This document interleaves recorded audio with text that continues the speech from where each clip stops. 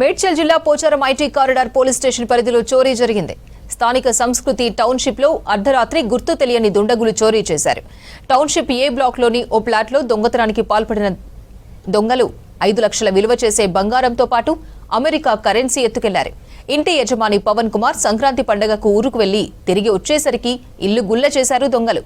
మొత్తం 5 ఇండ్లలో దొంగలు దోపిడీకి ప్రయత్నించినట్లు పోలీసులు గుర్తించారు.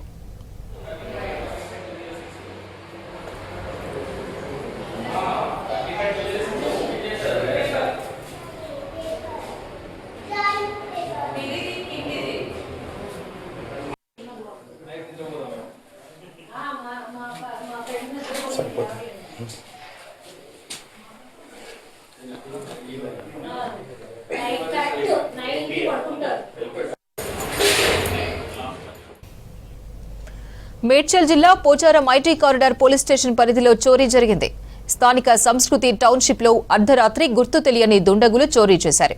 టౌన్షిప్ ఏ బ్లాక్ లోని ఓ ఫ్లాట్ లో దొంగతనానికి పాల్పడిన దొంగలు 5 లక్షల విలువ చేసే బంగారంతో పాటు అమెరికా కరెన్సీ ఎత్తుకెళ్లారు.